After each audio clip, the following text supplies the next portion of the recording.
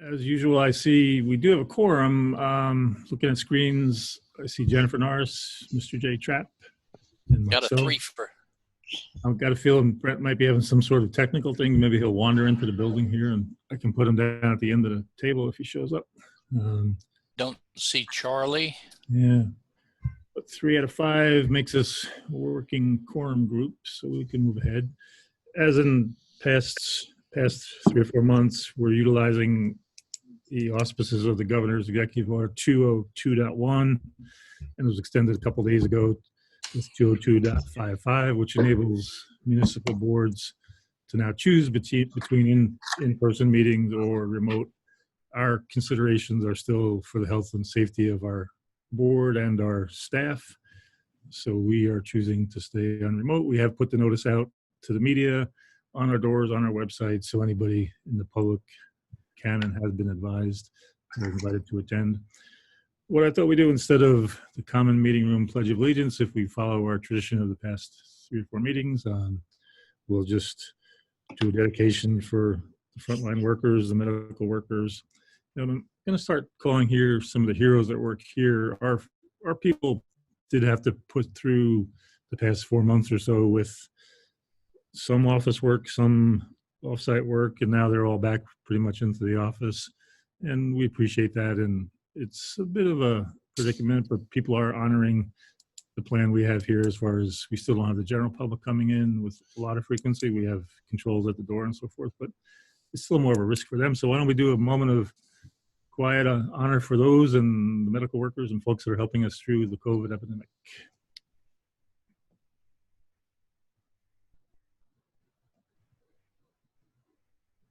Okay, thank you.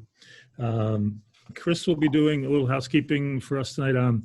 Last meeting, we went a little longer than our first 2 in this format. So the MP4 was a little heavy to download to Panda. We're going to do it about 7:45 p.m. We'll take a break. It's not going to really break our action for anything more than 10 seconds or 30 seconds, but we're going to make it into 2 MP4s, but there'll be no content lost, no meaningful disruption to the meeting. So just so you know that. I see Mr. Ray Toll is out there. I do see B. Cray, and I see Charlie. Hey, okay. Oh. Hi there. All right, good. So we're underway. We've done our opening dedication, and we had 2 minutes to review and approve in July. One was our main meeting on July 13. One was our workshop on July 16. They've been circulated to the board. I've had a chance to go through them. I would wonder if there's any other additions, alterations, or corrections. Nope. If not, I would move that we accept those 2 sets of minutes as transmitted. Is there a second? Second. All in favor? Aye. Okay. It's a kind of a low-key motion, but Brent, did I hear your voice? Yep. You okay? You good with it? And Charlie? And I heard Bray's voice. I heard Jay's voice.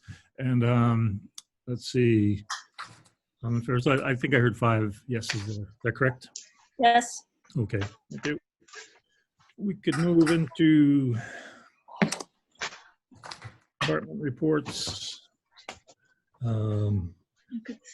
Ray, we had the vouchers out over the weekend. I know most of the folks got in.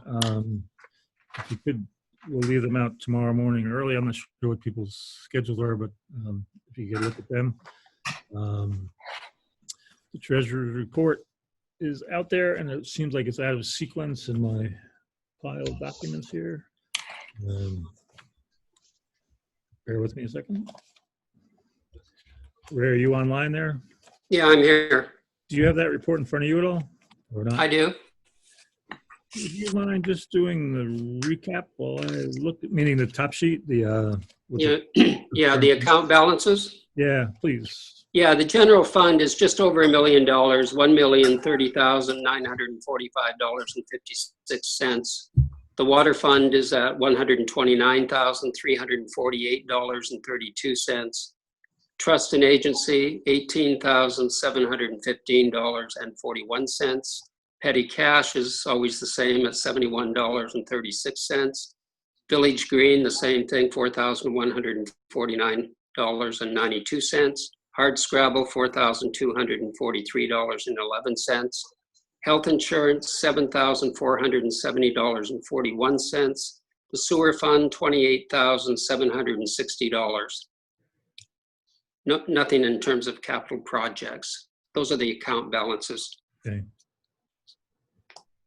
Yeah, I think we could skip the reserve funds. The big number, the water fund is, as I recall, is like $108,000, and that USDA short-term asset fund, is that about right? 108,000. Sorry, would you say that again?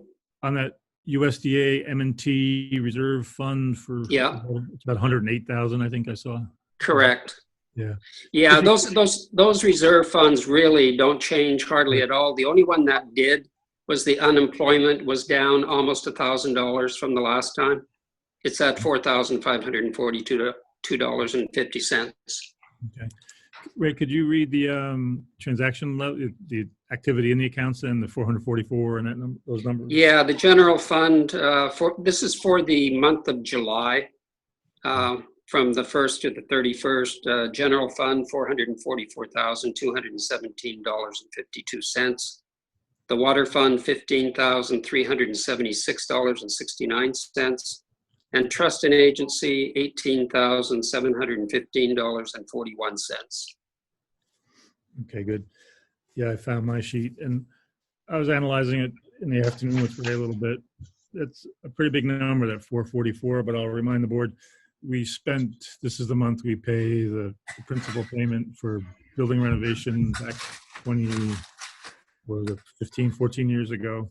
It was $165,000 there and about $7,000 in interest, so it's about $172,000 there. And then we also, it showed up in our July 13th meeting too, but it was July transaction was, we paid the fire company their $60,000 first payment. Then there's a couple of the big numbers. They're all budgeted and they're all okay, in my opinion. One is the unallocated insurance, was about a $63,000 number. Then we also paid the volunteer fireman benefits coverage. It's essentially the workers' comp type coverage for the volunteer firemen. That's about $53,000. So those are all pretty big amounts, but it's by design that we put them early in our fiscal year when we're most flush with cash flow. And many of them are 100% payments. The volunteer fire contract, we pay a little more over the year. But you will also be reminded that the work comp coverage will bill the town. They cover 75% of that based on the fire contract and the agreement we have with them. So the treasurer's office will be billing that off to the town later this week. So we'll get something back on that. Other than that, 444 is a pretty big number, but there's no surprise budgets. I guess the only thing was a relatively small hit was about $1,800 for Schindler elevator. We had, I think, 2 incidences during the past month where the doors weren't opening. Fortunately, nobody got caught any elevator to our knowledge, but it was about $1,800, which is over and above the service contract fee we pay them. So, but that was not a killer. With that in front of us, I would ask that we accept the Treasury Report and move that we do so. Is there a second? Second. Any other discussion or questions or thoughts? Yeah, Lara, Yes. can I get a copy of the first sheet of the Treasury Report and all the spreadsheets in my mailbox? Like a paper copy? Yeah, I didn't get the front page on the attachments. I didn't get that one. Yeah, I Yeah, well, thought I maybe- made. Just copy. for my record. I saw some downstairs. I'll throw it in your mailbox when I'm leaving tonight. All right. Yeah, I sent them all to everybody. There should have been 3, you should have received 3 separate emails.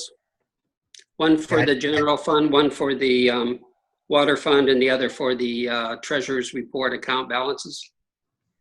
Yeah, what I got was the bills that were paid for the month. I need the spreadsheets for what the account balances are for each of the budget lines. Okay. Plus the front page with all the summary of all the reports, but Well, But I just read off. I think Ray's saying it went out, but we'll take care of it for you. So, Thank you. Yeah, I got them, but it wasn't, anyway. All right, let's see.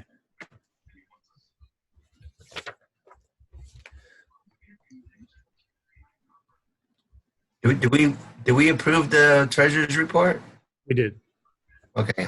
Well, actually, I moved, and I guess you had a discussion question. So technically, I'm wrong. We did not go to. So I had a motion out. You had a question. I'm just going to do a roll call so I can be clear here, and the record can be clear. So we're moving to adopt the Treasury Report as submitted. I'll vote yes. Mr. Krapp, Yep. Ms. Norris. Norris, Jen, you good? Yes, on the Treasury Report. Muted. Yes, no. She's Can you hear me? muted. Okay. There we go. And Mr. Lang. Yes. So move us off to more operational parts here. It looks like Red Hook Village Board monthly police report totals is next for me. For the month of July, I'm showing report, you all should have it. Incidents 436. The breakout is 310 in the village, 123 in the town, and 3 in Tivoli. Traffic tickets issued in the month were 110. Village of Red Hook had 76, including 1 parking ticket, and the town had 33. The rest were 10. 5 were in the village of Red Hook, and 5 were in the town of Red Hook.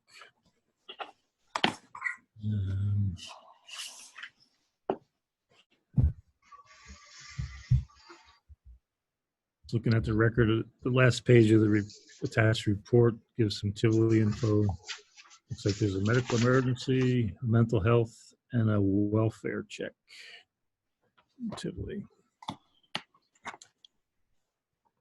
That's their report. I do know in my packet we did get a letter from the public, a positive letter from the public, more of an honor or attestation to a task that Officer Natalia Tellis did. She, Hai Ping Ye wrote to us. She indicates on July 25, Officer Natalia Tellis responded to a call regarding a very vulnerable senior citizen, and she was able to communicate clearly and sensitively to a senior who was initially reluctant to report concerns to the police. It doesn't get real specific. She says, in these difficult times when the police departments across the country are being increasingly publicly examined, I'd like to recognize this officer as one who represents the best of what we can ask for in our community police. So I want to bring that to the board's attention. And it doesn't look like she copied the actual officer, so we'll put that in there too. I know we might have mentioned a couple of things we're working on. The board had approved. We did August is opioid overdose awareness month, drug overdose awareness month, and we're participating in that. We have a banner out front, and we're telling in the press releases that we sent out that one of our officers, Officer Riffenberg, did a Narcan save about probably 10 days, 2 weeks ago now here locally, where we brought somebody back, and hopefully they can get into some sort of treatment addiction program and get over that. And I know they handled a big single car rollover just up on North Broadway that looked like you would have seen an accident like on the New York Thruway, the way it was tumbled and turned and mashed, and our guys got there and helped on that. But they've been busy doing what they do, and we'll talk more about police redesign and reinvention, but I wanted to put a public thank you out to them, especially Riffenberg and Tellis. I know recently too, the sergeant told me of a village-based story where some neighbors had not seen an elderly resident for a while, and put a concern call in, a welfare check type call, and they determined the woman had fallen, was injured inside the house, and Sergeant Hildebrand and Tellis were the ones on the call, and the windows looked like they're about 6 or 7 feet above grade level. So Sergeant being a weightlifter and Tellis being the smaller of the two, he boosted her window down the woman, and she was alive but injured, and seemed like if they hadn't done that and gotten there at that point in time, could have been a lot worse. You know, it's really a hot sequence of days, and the woman just couldn't move to get to a phone or do anything herself. So thanks to the neighbor and thanks to our PD on that. We talked about insurance premiums. Those are all paid. One thing we're still trying to do, in my section here, I talk about insurance as one of the areas. Pretty soon we'll be taking ownership of that sewage treatment plant at Red Oak Commons. So we're getting some premium developed on that to take that ownership and get that insured once we actually own it. I think I've got that part done. Looks like Mr. Trustee Trapp, are you with your own version of planning and zoning reports, or do you need us to help you conjure through those, or what? No, I did some scribbling, so I kind of got it all Okay. down here. Yeah. I just start off as because of the nature of the fiscal situation of many of the municipalities during this COVID pandemic, we at the Dutchess County Planning Federation, for the second time since I've been president, have decided to suspend the annual fee. So all the villages and towns in the city in Dutchess County will get a letter very shortly stating such that there will be no fee this year for joining the planning federation and all that sort of thing. But then on the other hand, for the near term, all of our meetings are going to be virtual, so there will be no fees for any of the meetings. Like we usually have the $5 fee, and then we feed you and all. You'll have to eat your own food, so you can sit there and you could, when you come to our meetings, you get coffee and tea and soda. You can, have a cocktail and a wrap and watch the meeting online, not have to go anywhere. So I think all of our meetings for certainly the near term are going to be virtual, but as a result, we've had a greater attendance now than we have ever had at the actual Millbrook location. We have maybe 115, maybe 120 people max. I think we max the room out. We've regularly been having 200 or so people attend. So it's been sort of a blessing and a curse. We've had more folks there, which is good, and get more people trained up. Now on to the village. The building department in July took in a total of $2,100, which is good. Things are still rolling along. There were 8 building permits issued, 1 C of O, 7 certificates of compliance, 7 municipal searches were conducted, 1 order to remedy, 8 fire inspections, and 2 complaints were received. The July 9th planning board meeting, there were 2 items of business, and the ZBA had nothing. And I suppose we'll chat a little bit later about the ZRC and the planner and all that sort of stuff. We might touch on that. I'll just hold that until we get to that point. And I think that's probably enough for me at this point. Good, thank you. Just on the end point of that report Jay just made, Lara, I know you have a ZBA meeting set for August 27. Is there an Yes. agenda item? Is it an agenda set for, like, will it be a meeting or? Yes, I have two applicants on the agenda. Okay, good. Mhm. And Lara, how are the meetings going virtually? They're going okay? Great. Good.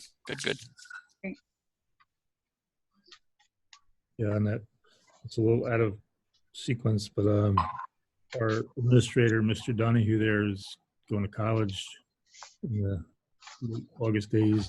So our ZBA and post ZBA August 27th, we're gonna have to train somebody to host admin, set the links and so forth. So keep that in your mind.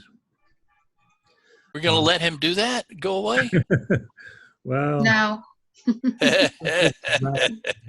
but out of fairness, everybody should go to college, or those that want to should go. So. Jay, did you do the expense report? $2,100, yes. Okay. I didn't That hear was that. the first item there. Oh, I didn't even hear you say that. We call that revenue, not expense. Revenue. Revenue. Yeah. Sorry. Yeah.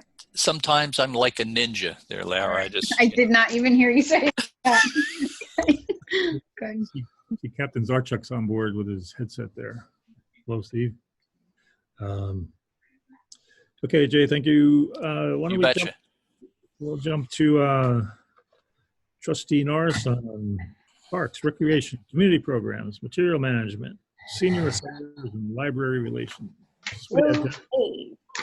Okay. For the month of July, right? Because it is August now. What day it is, I have no idea. But okay. For the month of July, we sold $2,646 in garbage tags and paid out $861. We had 8 tons of garbage and 3.17 tons of recycling, which breaks down as 0.58 tons of newspaper, 1.07 tons of cardboard, and 1.52 tons of commingled. Hardscrabble as we know it is canceled this year for obvious reasons, but they are working on a virtual Hardscrabble Day, which will be September 12th. It's historic Red Hook Community Center, and the Red Hook Public Library are working together to work on a reverse parade, food demonstrations, yoga demonstrations, some arts and crafts. It'll all be virtual. And if you have ideas or want to contribute, you can email media@historicredhook.org. So it'll be interesting to see how that works. And that's all I have. Good. I might just throw in one thing we talked about. August 15th, which is Saturday, All right. that Rent Bikeathon, Mid-Hudson Mutual Aid Society in conjunction with whatever the Dutchess County Housing Resource Agency, HR, I can't think of the acronym offhand, but we had talked about it as a board, and we're not the organizers, but we're helping. They're going to do a start here in Prince Street. So if you want to fundraise to help people avoid being evicted for rent issues, that's the goal. It's Hudson River Housing is the HRH was escaping my brain a moment ago. So it's a valid, proven recipient of the funds, and mutual aid is a local activist group, 3 different courses, and they'll be starting here on Prince Street. So if you're watching on Panda, you have to go, I think it's Rent Bike Ride, you Google something like that, and you'll get to their site, and it's essentially a fundraiser.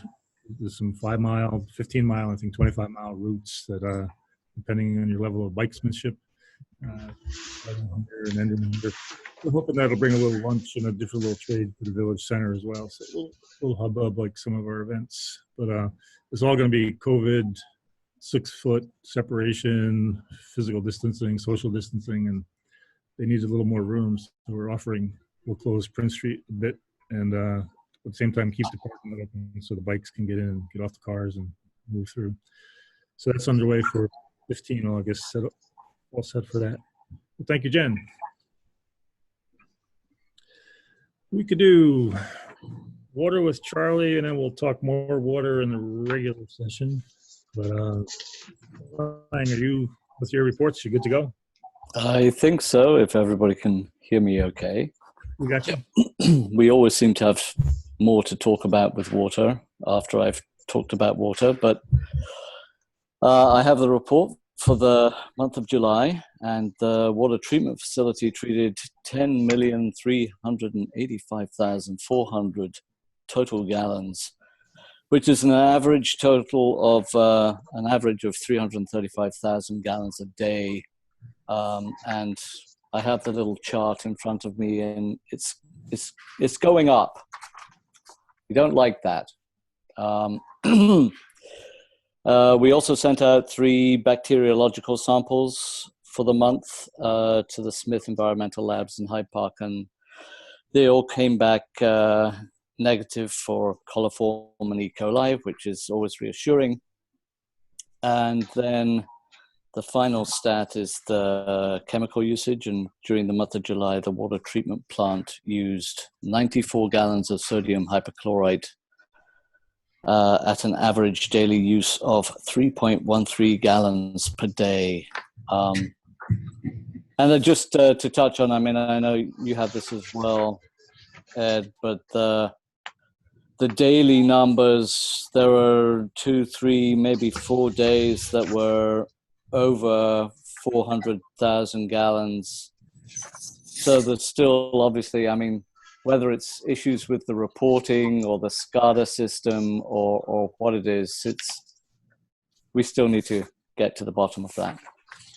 Is there a correlation between the pumping and the metering?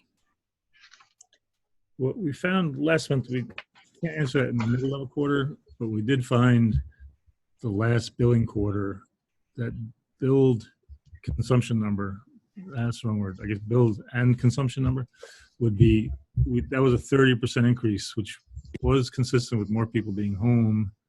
We were curious before that, with restaurants being essentially shut down for much of that quarter, what would it be? But the good news of that quarter was, yes, we sold 30% more water than the prior quarter, which is positive, but some of those daily production numbers, you might remember one was 495,000 gallons per day in the last month's report. Right. These are like 437, I think is the highest, somewhere in the 430s, the highest. But we've been working since last month. In the regular business, I have a section there about water review usage data. So we'll talk more about what we've done and what we have underway and what we're up to. But we are looking at that. But Jay, so we do think consumption being sold is up 30%, but still doesn't matter. We're still not where we need to be here. So we'll go back to that a little bit later. Right. And then you have tradition on top of all that. Yeah, but we can talk about that when we get later on. But okay, Charlie, let's see. We had facilities. A little later, I'd put another bullet point in the regular business, redesign news and stormy sales. Infrastructure facilities talk there will do too. But thank you, Charlie. Thanks. That brings us to sequence of reports from Deputy Mayor Kowalczyk. Are you ready to work? Brent? Yep, I am. I'll start with the Village Green Committee monthly reports for the month of July. The current balances, budget accounts, community beautification, we have $4,000, shade tree contractual, $10,500. In the checking account, as mentioned in Ray's report, $4,192.82. We had no Village Green meetings held during the month of July. We are trying to schedule something either in person with social distance observed or via Ring Central. Dave's Tree Service removed 9 trees located on village right-of-ways throughout the village. During the week of July 27th, these trees were deemed dangerous by the arborists. And trees along Route 9 or North Broadway in the general business district were also pruned. The estimated cost of $8,900 will be deducted from the shade tree contractual. So the balance that I gave you for that budget line of $10,500 hasn't yet reflected that bill. Again, anyone interested in having a tree planted on their adjacent right-of-ways can contact David Pearson, myself, or the village clerk. And since we missed the annual spring planting, hopefully we'll have the fall planting in November. But we do have quite a few trees already on the list, and it's good to see. So we're hoping for a lot of volunteers if we go forward. The Highway Department monthly report. The Highway Department is picking up leaves and brush on the first Mondays of every month. It depends on their schedule and weather. The residents are reminded to place lawn debris and brush in separate piles, outside and not in the road. We're asking the residents to please limit the size of the brush piles to 6 feet by 6 feet by 6 feet. The tree branch is no larger than 6 inches in diameter. And brush that includes tree trunks, stumps, garbage, and construction material will not be picked up. And we are no longer picking up grass clippings. Again, we're still holding on the purchase of a new truck. Hopefully we could move forward before winter because we're going to need this truck for plowing. So this has been on quite a few monthly reports. This is a reminder to the board, and I know we're waiting on the state and seeing what they're going to do with our CHIPS allocation. Custom Street Services Incorporated, assisted by the Village of Red Hook Highway Department, cleaned catch basins and culverts throughout the village during the week of July 27th. And the bills for that will come out of the maintenance of streets catch budget culvert budget line. And that was based on their estimate of March 27th. And reimbursements from the New York State DOT Consolidated Highway Improvement Program and the New York State DOT PAVE programs are being recalculated and resubmitted by the village treasurer for approval by the New York State Department of Transportation. And for the month of July, there was no revenue generated from the sale of scrap metal. So far, in our second month of the fiscal year, we've generated $1,017.40. And since we began this program back in 2007, $32,519.52 have been generated. Anyone interested in donating scrap metal, please do so. You can call the Village Highway Department at 845-758-8600 or the Village Clerk's Office, and the Highway Department personnel will pick up your scrap metal upon request. Hey, Brent, if I could interrupt you a moment. Sure. We have Treasurer Ray on. I know we did resubmit to CHIPS on some new forms. Have we heard anything back yet, Ray, or anything? No, I haven't seen anything Okay, to date. thank you. Okay, Brent, thanks. All right. The Red Hook Infrastructure and Task Force monthly reports. The Red Hook Sewer Project meetings were held on July 10th, 17th, 24th, and 31st via telephone conference call. And we are getting very close to having all of our final documents submitted and approved, hopefully by USDA. There are a lot of correspondences that we've gone through, a lot of paperwork. Is trying to confirm what we've sent in. They are still working from home and have very minimal access to their worksite files. So we are finding ourselves resubmitting some stuff, but we're also trying to finalize some of the last remaining things. We had a conference call with USDA on July 24th, reviewed and addressed regarding the remaining issues regarding the letter of conditions, which is a set of conditions we have to adhere to and complete prior to bid. We also discussed the possible extension of a final completion date. We did spend a lot of time actually with the Department of Health trying to get this thing approved. So we're just trying to see if we have to, if it's possible to do. We also had a conference call with the Bond Council, review and complete draft certificate of determination, which is determining the terms, form, and details of issuance of bonds. And there was a tax questionnaire on the Village of Red Hook sewer system and improved serial bonds that we went through as well. So for the sewer, like I said, we have a meeting scheduled for Friday. Hopefully USDA will join us so we can just see where we stand. There are a couple of easements that have come in that needs the mayor's signature, and I think we will get to a resolution at the end of the meeting, giving the authority of the mayor to sign those easements so we can get them filed with the county, and then soon, a couple weeks, hopefully, out to bid. The cell tower at the elevated water storage tank, we have a generator project going on. CT Mail prepared bid documents for the installation of a generator for cellular communications at the base of the Tower Street elevated water storage tank. Bids were released on August 3rd. Bid opening will be held in the Village Building on August 25th, with substantial completion anticipated for December 1st. This generator, as required by federal regulations for cell companies, will guarantee backup power for the 4 current cellular communication companies currently renting space on or space adjacent to the village's elevated water storage tank. The cost to install, maintain, and operate the generator will be shared by the 4 cell company vendors.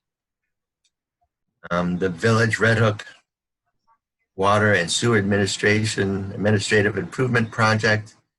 I think we'll go a little bit more into the water side of it a little later on, but Rural Water did conduct a general investigation of the village's water distribution system, and if leaks may be causing the high water flows from the village wells and not being metered as being used by customers. Although several leaks were detected, once reported, no noticeable drop in water being pumped was recorded. A conference call was held on July 31st with Delaware Engineering, and the result of that call I think they sent out a memo today. With that, basically we discussed the flow meter regulating the ground-mounted storage water tank, the pressure transducers, which monitor the well capacity has been looked at. We also had an estimate to do a more rigorous and complete leak detection survey. Again, the proposal was submitted for that. In the Red Hook Town and Red Hook Village interconnect was tested on July 6th. Unfortunately, the interconnect did not perform as anticipated, so further review of the original engineering report and engineering design documents are being reviewed by our village engineers to determine a procedure to rectify the problem. And some good news, the Red Hook crosswalk signal devices correspondence was received on July 31st from the New York State DOT, informing the village that their electrical subcontractors are scheduled to begin work in Red Hook during the week of August 30th. Actually, they started last week, laying in the new curb cuts with ADA compliant ramps. I haven't seen any electrical being installed, but at least the ramps are being done in 2 locations, one on I guess Morgan's Way, Red Hook Commons, and also on Bennett Road and West Market. So hopefully before school starts, those will be in. It'll be beneficial to the students and to our seniors to walk into the village. On the task force side, we were close to having but that was canceled. The town, both Charlie and I sit on the task force. So there were no meetings held during the month of July. And one more report. So there were no meetings of the Red Hook Zoning Review Committee, Community Preservation Fund Advisory Board, Salkeel Watershed Community. Those are all committees I sit on. The balance of this Community Preservation Fund as of July 31st is $1,460,803.85. The Salkeel Watershed did come out with issue 10 of the Salkeel Watershed Community Newsletter, various articles about water and the Salkeel Watershed. And the Town of Red Hook the Town of Red Hook Local Waterfront Revitalization Program Working Group. We met via Zoom on July 8th, and we are now reviewing and amending the maps that will be included in the amended Local Waterfront Revitalization Program. So there were about 9 maps I think we looked at, and they look good, but there were some changes and modifications that we made, and so those will be put in. There were no meetings of the Northern Dutchess Alliance Executive Committee, and on the ZRC, Ray Towell and Larissa Alongo and Jay Trapp and myself are all members of that. There were no meetings held during the month of July. However, Four Corners Planning has been retained to assist the village in the secret review of the proposed amendments to the village's zoning map and associated changes.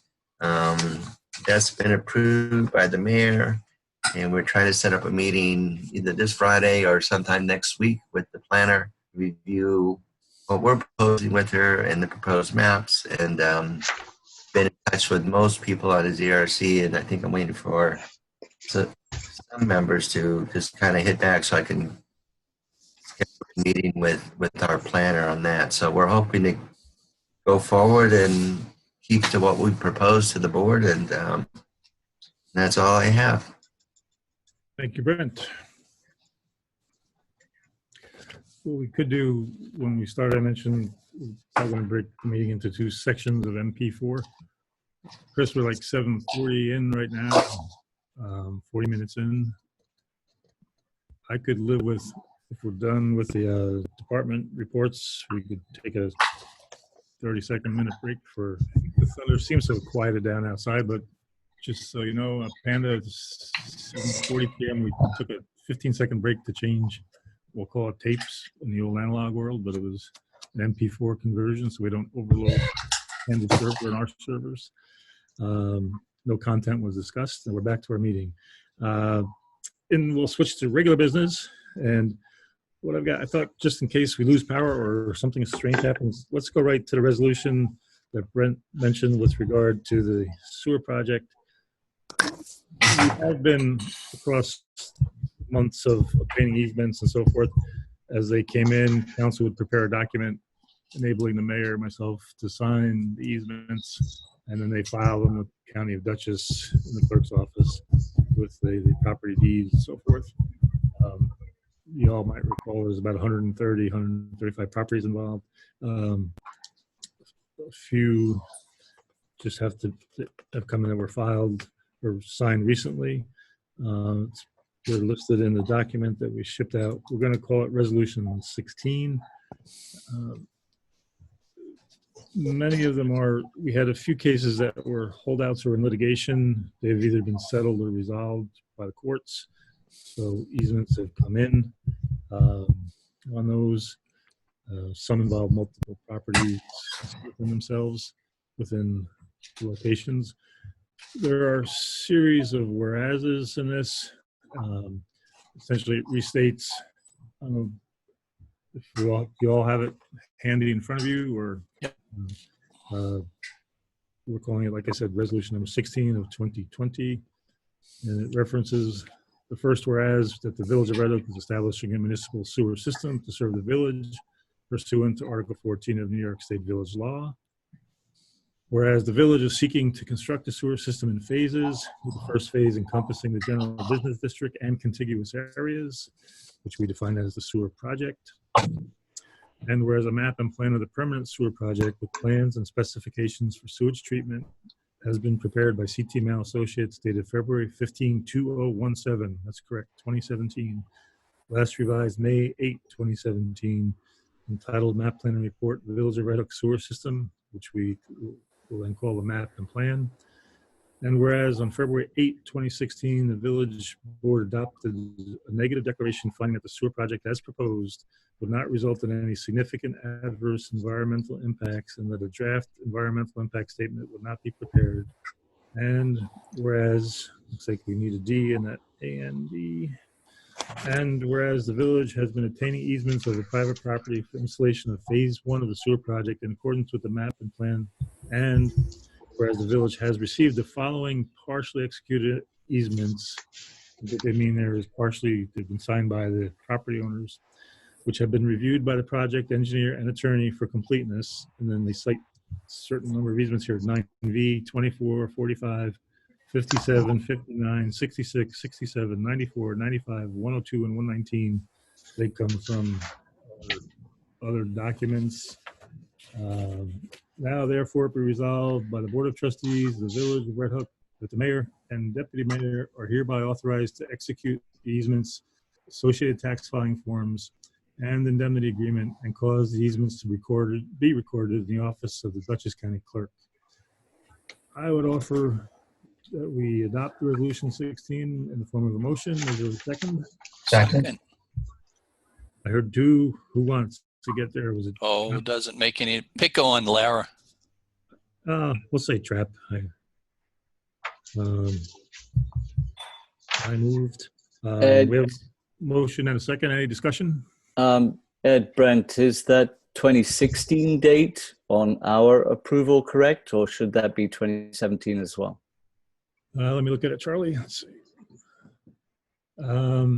So it says we adopted the neg deck on February 8th, 2016. Yeah. I would have to be guided by council. Council drafted this particular resolution. Okay. I mean, I was just questioning because the previous dates were 2017. Yeah, sometimes Brent has a monster stack of papers in front of him. I'm sure he does.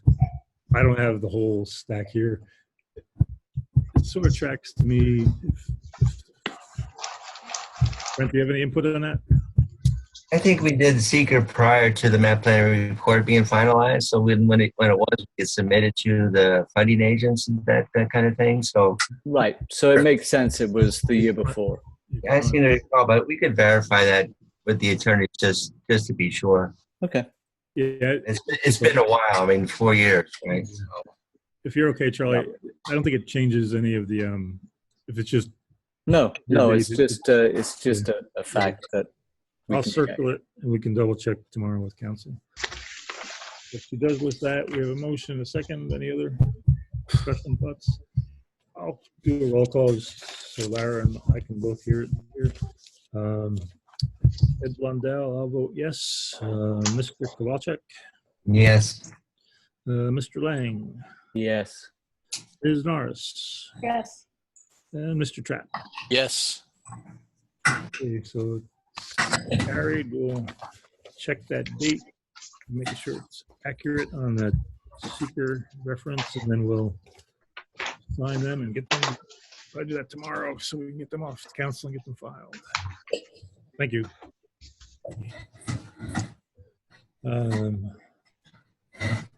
We could go to the top bullet. I know I circulated something to the board where the New York State Senate and New York State Assembly sent the bill up to the governor. As I read it, I had some issues with it and I sent off a memo, but we might want to have a little discussion here tonight. To preface it, the particular bill sent up is has been referenced by the New York State Magistrates Association and our local Justice Treebosser is president this year of it.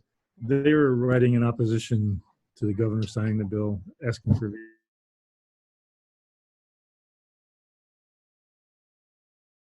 basis, but I know there was a little possible need for discussion inside.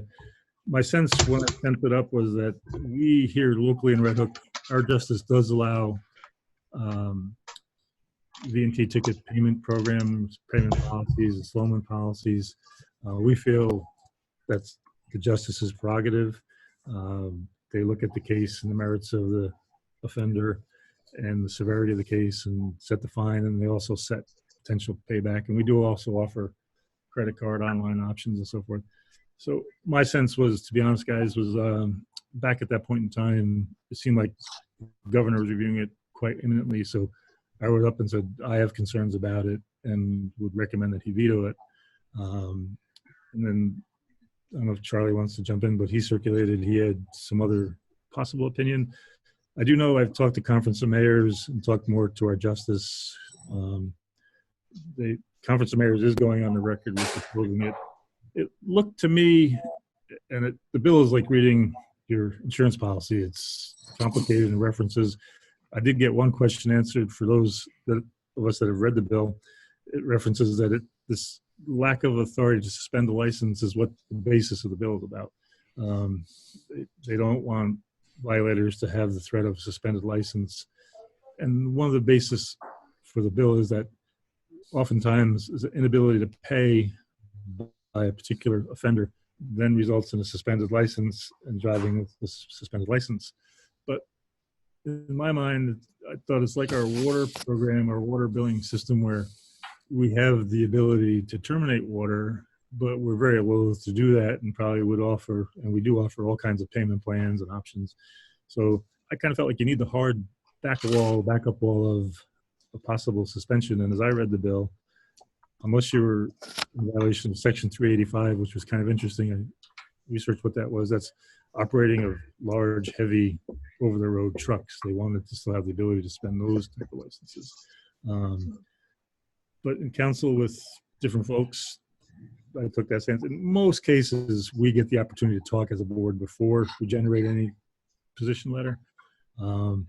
Mine went off as an email. Charlie, I don't know if you had done some research on it and some thoughts. So. I mean, I'm sensitized to issues of fairness in the law right now because my daughter is starting her third year at law school, and this is an issue that she is, looking into and involved with, as well as various consumer protection laws. And I mean, I'm perfectly willing to believe and accept that in the town of Red Hook and the village of Red Hook, where we go, above and beyond to try and be fair and understand if somebody can't pay. But this is a statewide bill, and it's a statewide issue, and statewide and nationwide, there is unfairness out there, and people's driving licenses are being suspended because of inability to pay.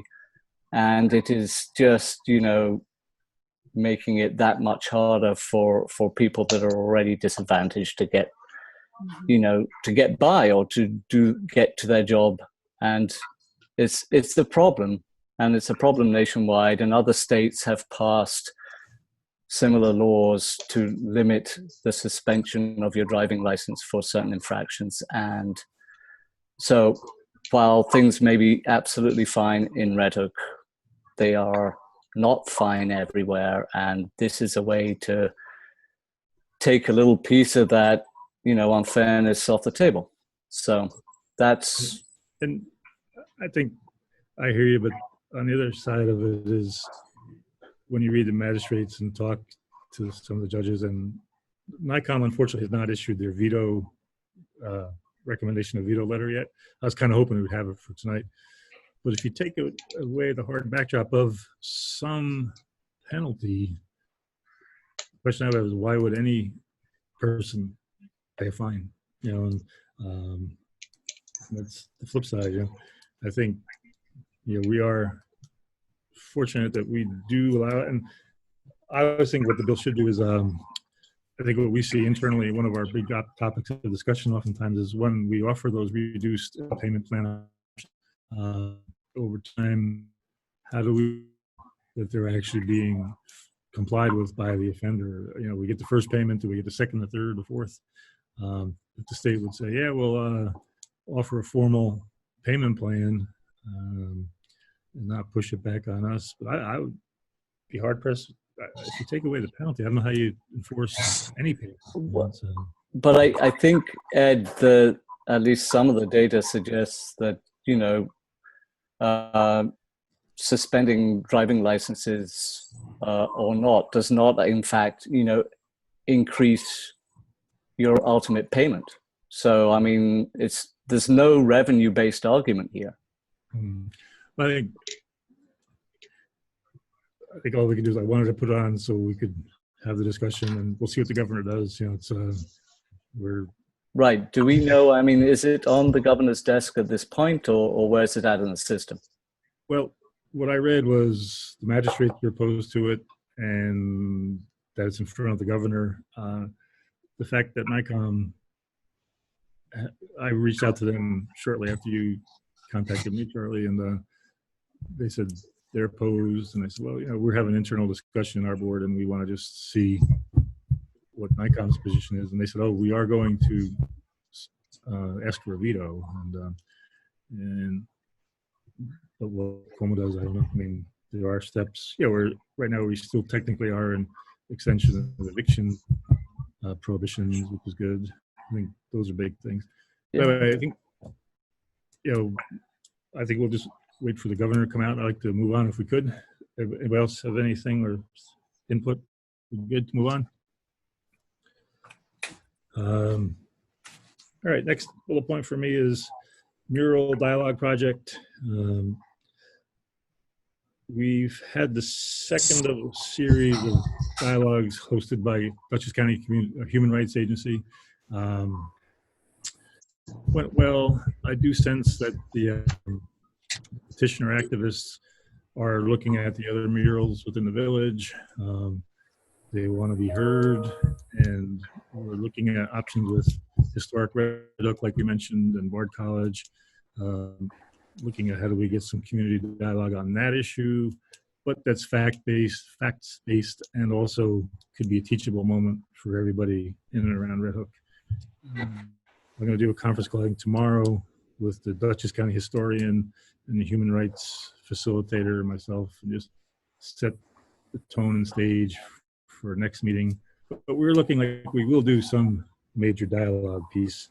If any board members have any ideas, you could throw them out now, or we could talk individually, separately.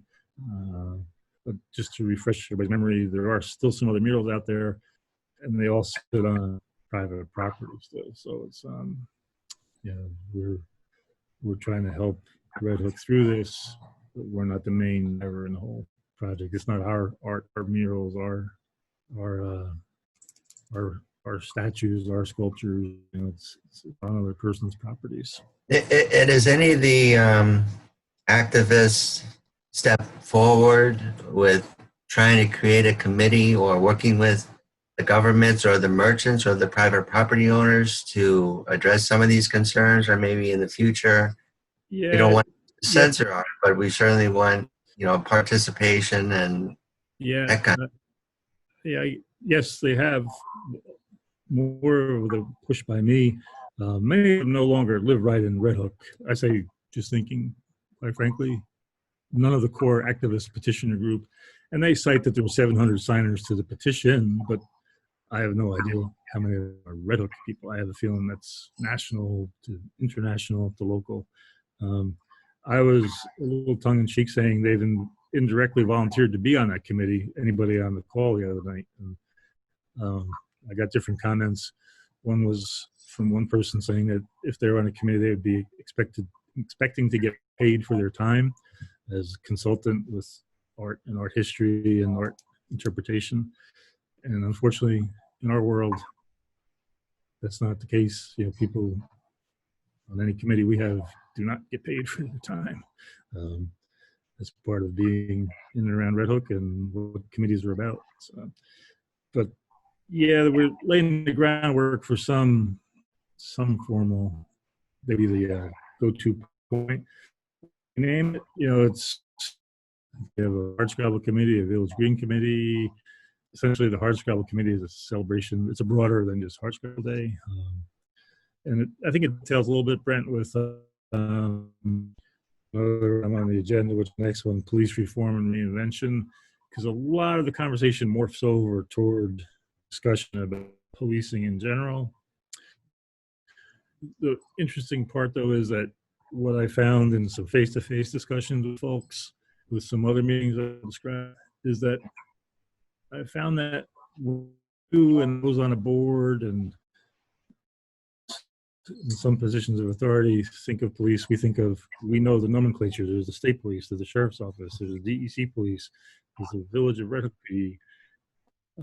It's like when the activists talk about it, they just see police as police. So sometimes we'll hear of complaints or allegations, and I'm trying to prove and state to everybody that facts matter. We need to know if it's a particular agency, a particular person.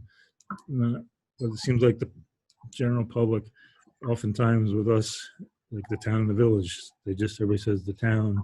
You know, people don't get the unique levels of different departments and different identities. And I try to point out, well, they are identifiable. You know, they wear different badges, you know, different arm patches. They wear and drive different cars with different markings. But let's segue into the police part on the agenda there. Like we said, we're obliged and will comply with Executive Order 203. We're working with the multiple entities within the county of Dutchess that also have police agencies. We've had a few Zoom calls already. We've sent down our use of force policy, and that's one of the big things to be reviewed at the professional level. The county is essentially acting as a consultant for us. Within their Office of Emergency Response, they have a retired officer who is a minority member, has experience in training with de-escalating and called sensitivity training. So far it's going well. We're looking like we meet every week or two on Zoom level. The big things, what I put for notes to me and all of you, it does include multiple public dialogues. One will be in August sometime, which is, you know, we're in August now. That looks to me to be countywide. And then another one in October. Then we're obligated to do our own local, and I'm predicting that'll be around January, because we actually have to do public activity to adopt and comply with Executive Order 203. So there will be multiple dialogues, how and when we interweave them with what might come out of the Mural project. These are definitely separate as far as what we have to do with Executive Order 203. But we are underway on that, and one or two of the calls Patrick has been on via phone connection, not necessarily a Zoom connection. But like I said, we did send down our official use of force policy, and ours is about 9 years old, so it's relatively fresh, and it kicks off with the words, "All human life is sacred," which is interesting to see. It wasn't something out of the early 19s or late 1900s or anything. And we've been taking the position with our police and reminding them that they're smart and modern, and that's what we expect, and we know they are. So we'll keep working with them. Right now, it's really just a task where I'll keep participating in these sessions and keep you folks appraised of what's coming out of it. But for some dialogue, and the big dialogue will be, I assume, hosted by County of Dutchess Human Rights Agency again, something big on Zoom. We don't have to use our Zoom capabilities or anything. When it gets more like January, that'd be us with the local world. Well, we've had no formal complaints against our PD, right? No, and that's what I remind folks, and it's for people watching on Panda. We have an internal complaint process, and if they felt weak or unable, or weak's not the right word, but if they felt that might not be the best visible way, I said that, as mayor, technically I also we're head of chief of police, but we do believe facts matter. We need facts. We just can't have, Tivoli did some dialogue where, listening session, and it goes to a point, what's a listening session compared to a dialogue? I think when facts start to be misconstrued or misinterpreted or misstated, I think it's an obligation of the party organizing the dialogue to try to bring the facts to correctness. Because nothing worse than having things go off and start impeding what's true. But on your point, Jay, we do have a real format for complaints. And that's where I remind folks, hey, look, we want to know. We manage a police department. We're obligated to do it right. We work hard to do it right. It's a community-based police agency. And if we have a problem, we're going to address it. We're not going to hide or run away from it. We're going to take care of it. One or two things that have come up we've worked on, and we're going through a lot of foils, and there's a whole tendency out there right now for a lot of action, but it's a difficult time at the moment. We are compliant with 203, and like I keep telling folks, here in government, I don't view us as the problem. Myself and this administration, we want to solve problems, and where there's racism, we'll work to eradicate it. Where there are issues, we'll work to correct it. And that's our official position. And that's where we stand. We did get a contact. The town is doing something. Can authorize a new town board member, Bill Hamill, to form a working group. I've talked to him. They haven't actually met, but they're talking.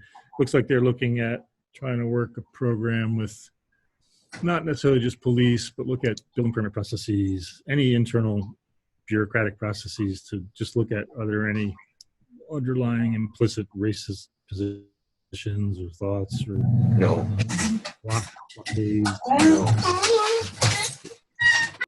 That's pending, and Hamill and I had a long talk maybe 10 days ago or so. One thing in this regard too, with between Mural and police reform, we met with Bard. They've hired a new dean of inclusion, John Sablo, and he and I had a social distance masked lunch type meeting, and it was very productive, very good. And I explained a lot of what I just told you all and told the public is we believe in community policing, and we're going to be smart and modern, and we're going to do the right thing.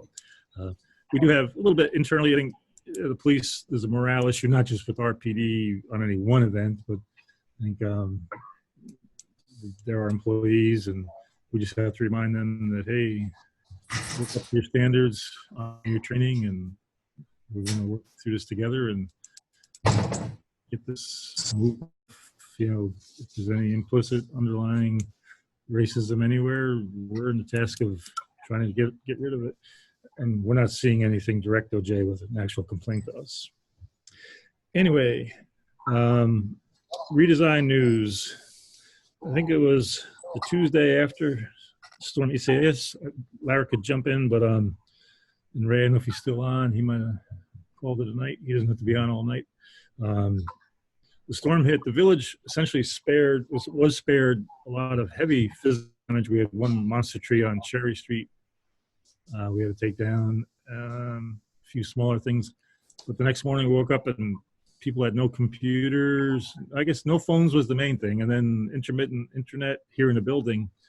And it kind of posed an infrastructure, IT kind of question, which was maddening, I'll say, because people are coming to work and we're like, okay, why is the power on and the generator's not running, but the phones aren't working, and some people have internet, some don't.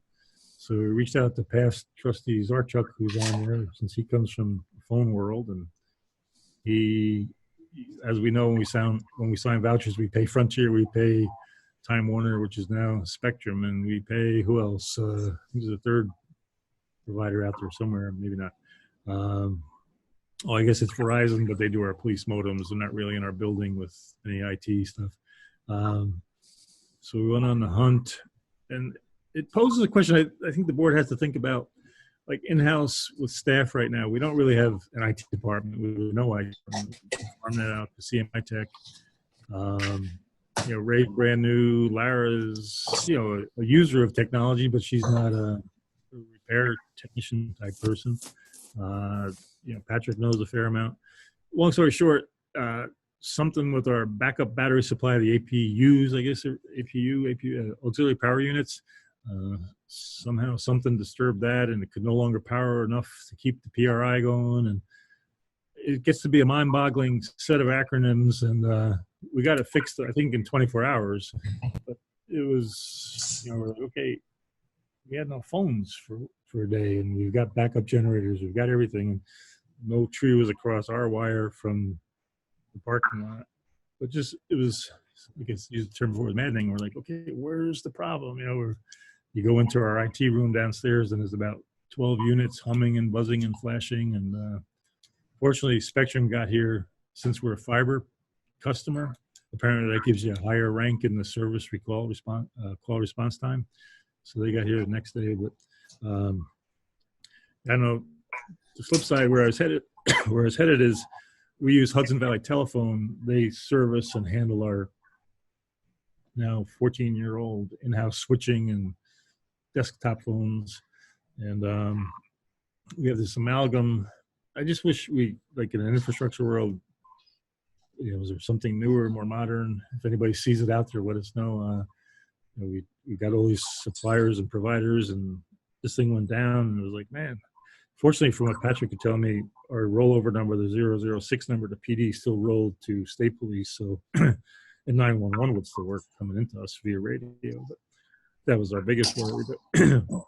But I'd like to redesign that phone system. So we've been talking about staffing redesign, but if there's a simpler, cleaner, maybe we'll hire Zarchuk as a consultant for 10 hours or something. But it seemed like we're pulling our hair out for a day there, but we are back and we're good.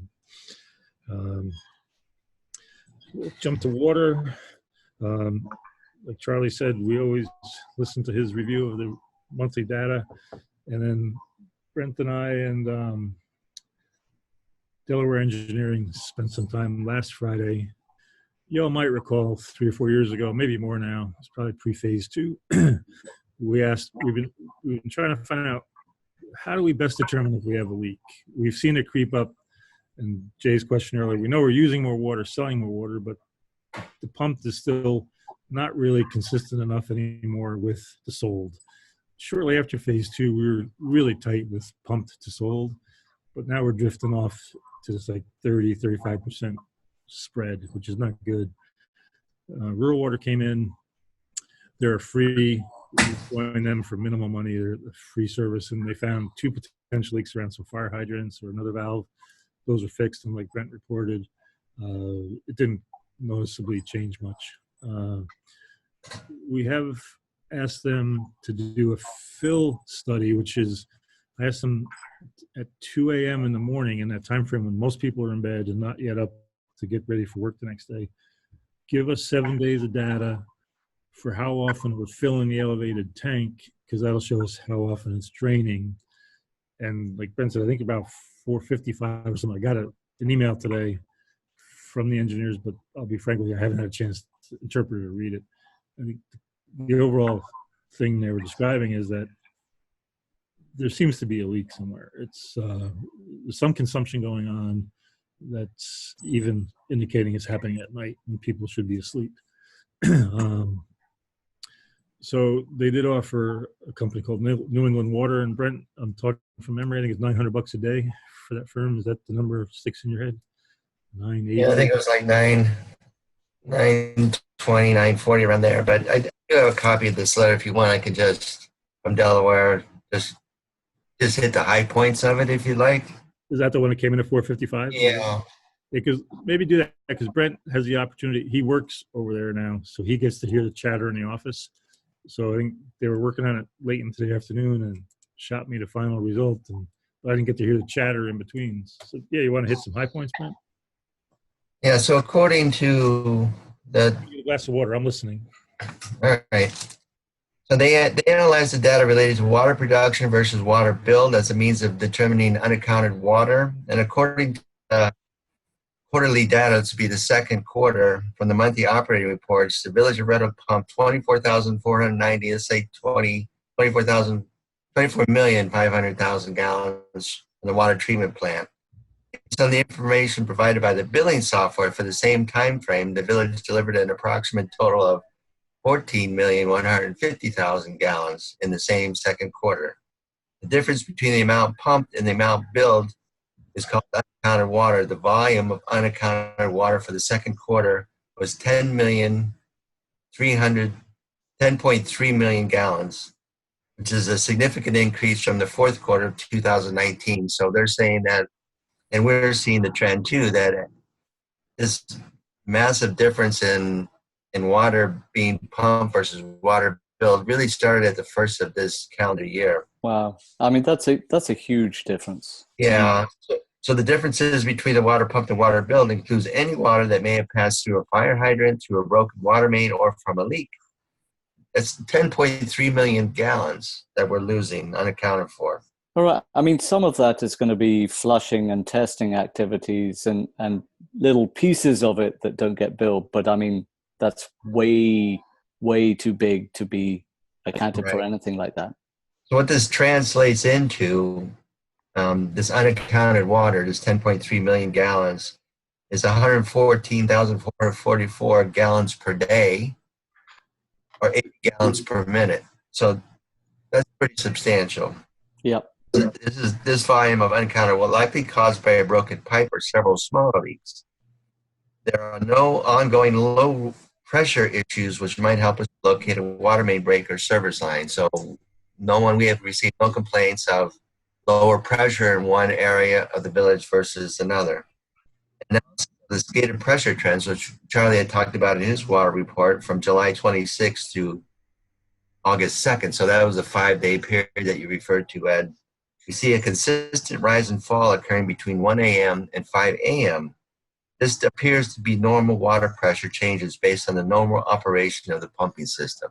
So it seems like the controls are operating, and it has nothing to do with the controls because in the 5-day period, it was consistent in the tank. As the tank let down, it refilled and vice versa. So those trends were pretty consistent throughout the 5-day period. Based on the data provided by Delaware Engineering, assumes that there are one or more leaks contributing to the unaccounted for water. Delaware recommends that a comprehensive system survey be done to locate the leaks. They believe a system-wide analysis should be performed using correlation technology to identify the location and volume of the leaks. And they're recommending Northeast Water Technology to perform the comprehensive survey.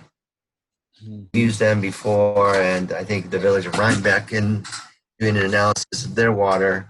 So they think they can do I like to put words in the company's mind, but I think they could probably do it if we're conservative, a 4-day period.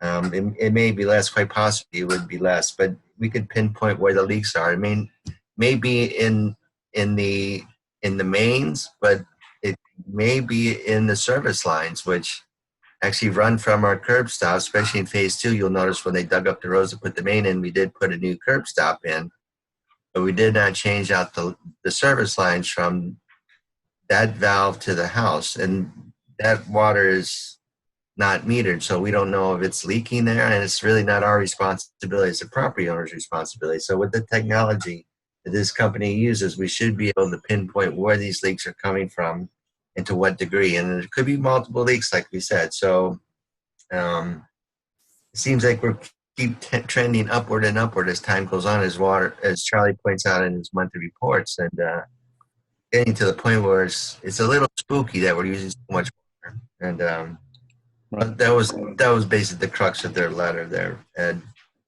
Yeah, good. I was looking at my emails as you were talking. Yeah, the company they're recommending is called Northeast Water, and they're out of New Windsor, New York.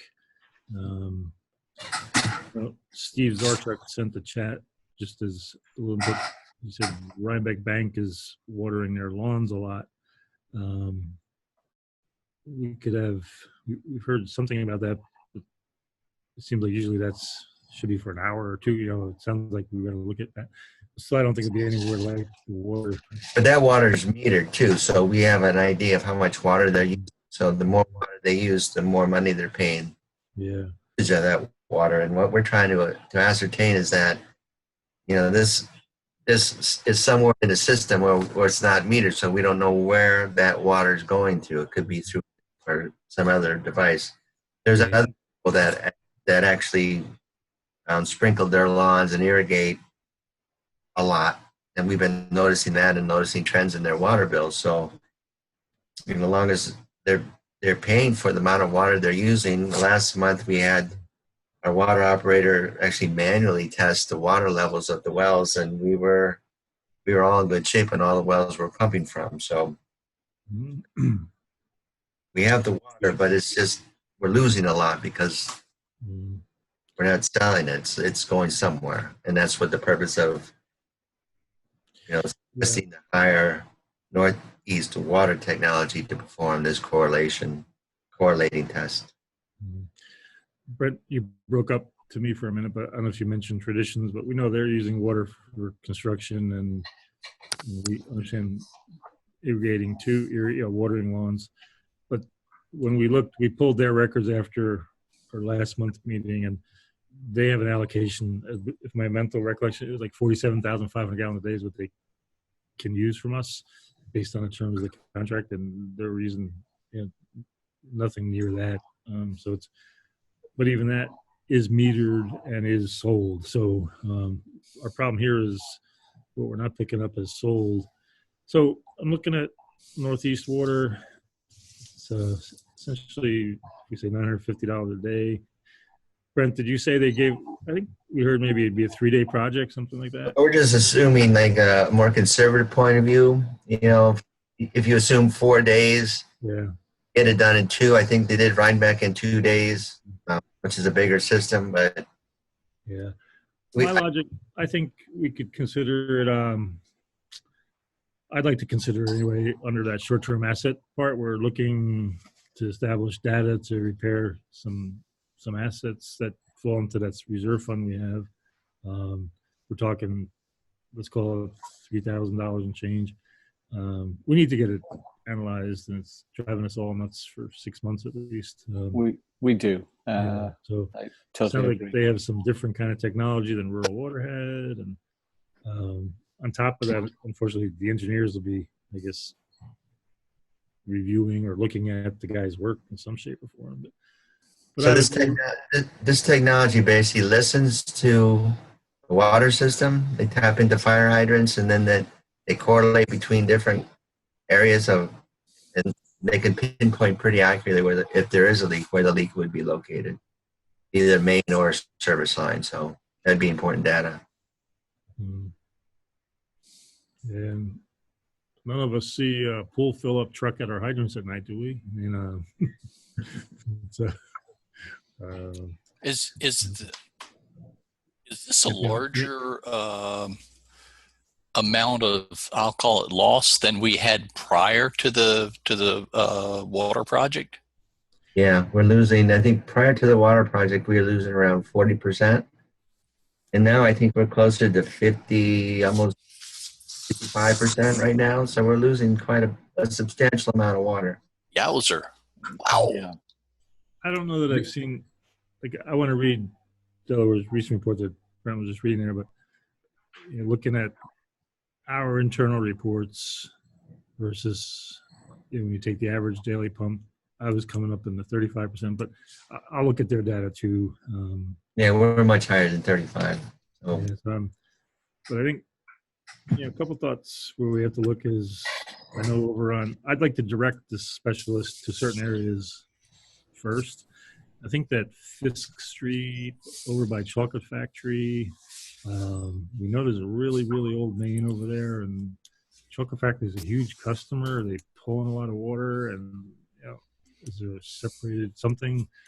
We don't hear complaints from Chocolate Factory, but there's like 37 separate commercial tenants in that place, and they got to be using a fair amount of water in that building.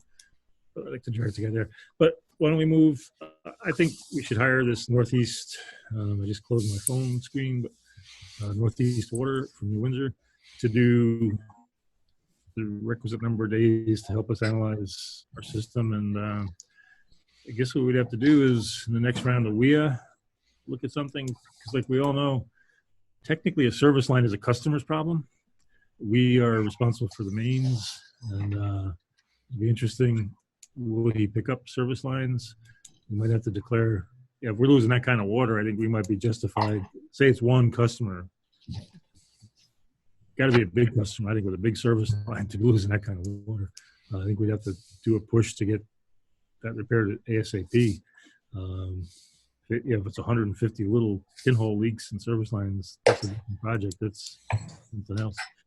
Anyway, I move that we retain Northeast Water in New Windsor for a survey of our water infrastructure, mains, and related service lines, so we can try to establish where we're losing this water. Is there a second? Second. Any other thoughts, discussion? They said 4 days. Was that the potential? No, they didn't say anything. They gave us a daily rate. Okay. So we know by certain other municipalities that locally that they've done less than 4 days, but we're just trying to be conservative. Is there any rationale to putting a not to exceed on it so that they, or I don't know, just for discussion? Yeah, we had talked about that, I think, as far as we isolate certain areas that we think they're leaking, or because, Ed brought up the chocolate factory. I'm also looking at east of the village where we supply to the town, members of the town. I don't ever remember any reports of water leaks out there in the 12 years since we've been trustee. It seems odd that no leaks have been reported out there. And we also know there was leaks a couple winters ago in front of Coburn's Laundry. And that hasn't been resolved. We are going to fix something out that area. We also know that the southeast, the northeast quadrant is probably as old as or older than the southwest quadrant. Even though it's less populated, there had been some leaks out there as well. So it seems like, pick an area, you're going to find a leak. And that's why a comprehensive village-wide survey, I think, would be more in order. So at least we know where they are and we can take care of them. So if we go out and we do this process and we start to find leaks that are not necessarily in the connections between the main and the user structure, do we have any recourse if it's in the main out there in terms of recourse as far as we would have to fix it if it's in the mains in our right-of-ways? If it's from the curb stop to the house, right, in the service lines connecting the mains, that's the property owner's responsibility to fix that service line, which is the smaller one. And just judging from phase 2, there were a lot of people that had galvanized pipe for the service line leading from their mains. So, and we know that's susceptible to leak, especially with the hard water that we have and the corrosive nature of that. So we don't know, Jay, where the leaks are. And that's one of the reasons that I think we're considering hiring this company to kind of pinpoint those. And if there's an area specific that we could do, I'd maybe it'd be easier to address the entire area as a phase of water repair. Well, to honor Jay's logic or line of thinking there, what if we said a not to exceed of, something in the mid 4,000? That'd give them 4 days. It'd be 3,600, and a few miscellaneous expenses would be. And then I think it falls into professional services. We don't have to bid this or anything, and I would almost view it as quasi-emergency. You got to figure this out. On top of that, on Jay's question, if we find a major leak, I'm not conjuring this up, but say it is chocolate factory. And, I think we'd try to find a way to dig it up, open it up, and then charge back the cost somehow if it's past our curb valve. But I don't think we can wait for a private customer to decide whether they're going to fix it or not. We'd have to look at our water law too, but I think we'd be pressed to just take some sort of emergency power and do it. Seems like an awful lot of water to be leaking. I mean, if it's 1 or 2 or 3 or 4 properties where this is happening, that much water, you would almost feel like, boy, you have to see some evidence somehow or other of that. It's been a mystery, yeah. I mean, what I was told today, like a hole about this size, the size of your pinky, can leak about with the pressure that we have, which is running about 65 psi, maybe. So we're on the high pressure side. A little hole could leak a lot of water. So if there's a series of these things, then we don't know. We don't know what it is. And you're right. If we look for green grass, besides certain of the people who irrigate a lot, and we can't tell because our soils are so. The water just goes right through, so it doesn't bubble up to the top. It's very hard for us to detect the leak. So you said retain Northeast Water not to exceed $4,500 plus miscellaneous expenses. I don't know if he charges for like MP. I don't know whatever he uses to test. I don't know if it's some field trip expenses. And report back to the board, and then I'd like to put part of it that if we all feel, I'd like to fold it into short-term asset fund because it's some failure in one of our qualifying components of short-term assets. So I'd rather put it over to 108,000 and put that into the motion too. Your thoughts, guys? Brent, I think we could do that. Yeah, if they're going to test even the southwest quadrant, because we know the mains are sound, but we don't know that the service lines are. So it makes sense to test the southwest too. There'd be a leak in Jay's front yard from his service line. Because what we could do is usually we throw 25 grand into that. We have to throw 25 grand into that fund every year. We probably haven't thrown it in yet, so we could debit it off what we're throwing in. Make it. I think it would qualify for short term. It'd be like 20,500. We'd roll over or something. Either way, so motion second. We'll have a not to exceed, and we'll use the short-term asset fund as our banking source on it. I've moved. Is there a second? Second. And I'll do a roll call. Mr. Trapp. Aye. Ms. Norris. Aye. Mr. Lang. Aye. Mr. Kowalczyk. Yes. And myself, yes. So I think we've hit things. Looking at the screens here, I don't see, Chris, we might be running out of MP4 space here. We can wrap up in a minute or two. I did throw a quick note. I circulated something. Freeman did a story on Drug Overdose Awareness Month. I put a color description of what our police have done and tried to promote the countywide stabilization center. I took a lot of heat today. There's no intention, no reason, but the Northern Dutchess Community Coalition was not happy that I didn't mention them.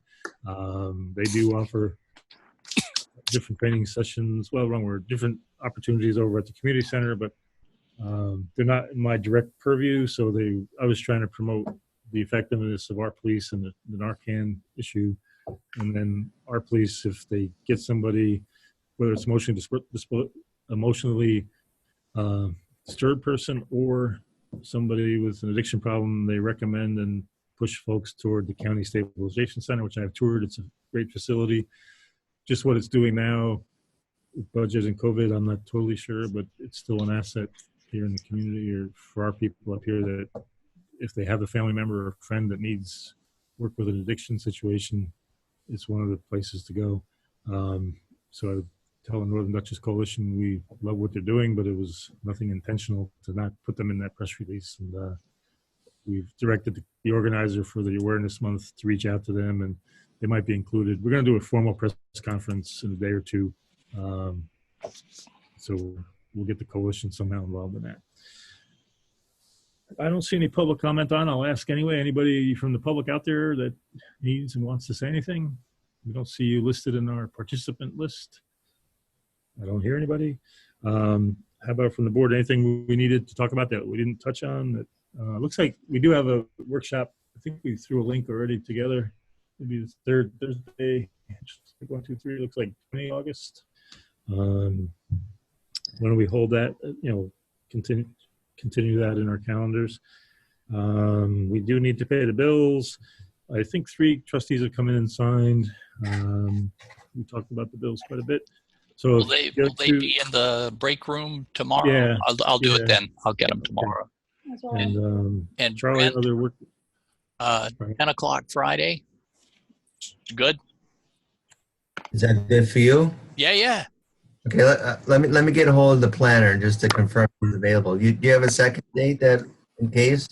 I can kind of push my schedule around to whatever works. Okay, I'll let you know if she Bet. confirms. You bet. Okay. I was on the financial world. I guess you guys were on the ZRC world. We could make a note. What they're referencing, Lara, is they're going to reconvene in some fashion the zoning review committee to look at that GBD and NMU work. Some of our guests last week were concerned about that, and we did send them a foil of the 239M response. Anyway, we do need to pay our bills. We have the money. A bunch of us have audited. If the 2 others can get in, we'll phrase it. I would move that we pay bills after audit. Is there a second? Second. And all in favor? Aye. Aye, all across the board. And then Mr. Kowalczyk, as is our custom, do you think? I'd like to make a motion that we adjourn this evening's meeting. Anybody want to second that? I'll do it. All in favor? Aye. Aye. Aye. Good night, everybody. Thanks, Chris. Good night. Okay.